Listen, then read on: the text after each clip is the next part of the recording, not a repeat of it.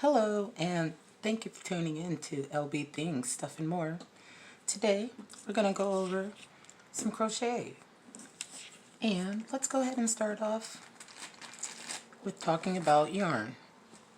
Now, generally, you've got a ball of yarn and a skein.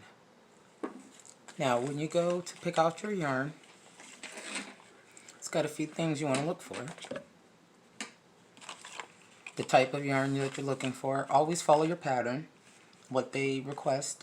You can usually kind of mess around with the colors, but if it says a specific type of yarn, how much you're going to need, believe me, go ahead and do that. And also keep your pattern handy that you are using. This is just some cheap Super Saver, just for that I use kind of with the dolls and things like that. This is a better quality, considerably, of yarn. This Lion brand it's so-so, but this in particular, this Mandela that they're doing lately, this is good yarn. So let's get started here. Let's find our little guy. So in this pattern, make sure everybody can see that, we've got 3 skeins in this really big ball. So usually you'll see something quite a bit skinnier than this for 1, maybe just a bit healthier for 2, and then this is 3. So this allows you to kind of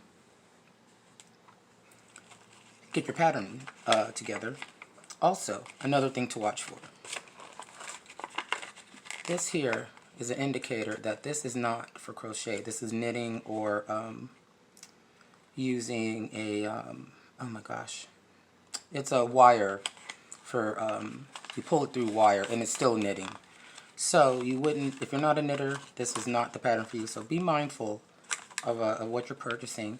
A lot of times there'll be a website or something where they might have the equivalent of the crochet stitches required to achieve the same look. Alright, so you also have your, how much, your weight, and also in grams and in ounces generally, and it's usually in yards or meters. And it also has some care instructions, the type of yarn it is, 100% acrylic on this one here, how to take care of it and that sort of thing. And there's always some good tricks and tips. And a lot of times when you do get a brand new ball or skein, it'll have a pattern for the image on the front. Okay, so this is generally an easy deal if you're a knitter, and probably, like I said, you can probably find the same pattern generally for the same item in a crochet. And it just gives you a bit of the information here. This here is when it says gauge. We'll go over this a little bit later in more detail, but this video is going to just get you guys started on being able to do some chain work. Alright, so we're going to put this to the side, just a quick little run through on what the yarn terms are, what kind of yarn between a skein and a ball. Alright, and for demonstration purposes, I really don't like to use these guys. They're really kind of becoming not my favorites, but that might be different for you. You're going to have to find what works best for you.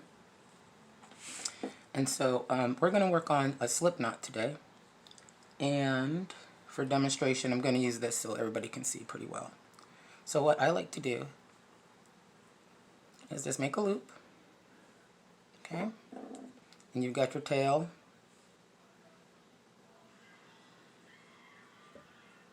here, and this is your working side. I'm right-handed. You might be able, you can find a left-handed video probably on YouTube if you're a lefty. But for general purposes, most of this stuff you guys can adapt. No big deal. And just do your best. And you're just going to go ahead and just do a slip knot. If you already know how to do a slip knot, wonderful. Just give a little twist and a pinch. Screwing up here. I don't know, it's kind of weird. You do stuff every day. and then you get on a video and try to make a video, and all of a sudden you don't know what you're doing. Yeah, that's usually how it works. So here we go. And just pull it through. Okay.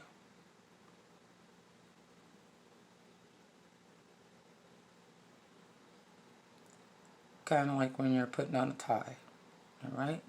So it gives you movement, and you should be able to pull it out, and it just be like nothing ever happened. Alright? There we go. Go ahead and insert your hook. And we're just going to start with a basic chain. That is what we're going to call the first stitches. Now, generally you don't count this as a stitch. This is just you getting on. Now the next loop we make will be your first stitch. Now I like to kind of hold mine. I like to wrap mine around a finger here and just kind of weave it through.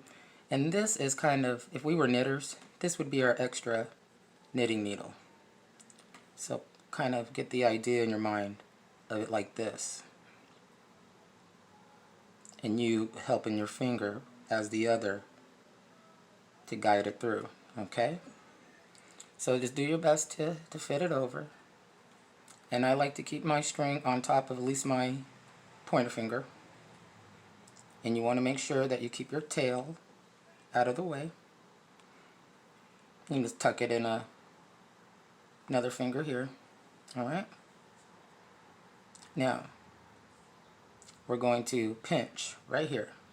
Now, you go ahead and use your middle finger and your thumb gently, and try not to pull the yarn too tight. I know it looks like it is on camera, but it's actually just kind of hanging up there, just enough tension to make it straight. Okay? Now, under, twist,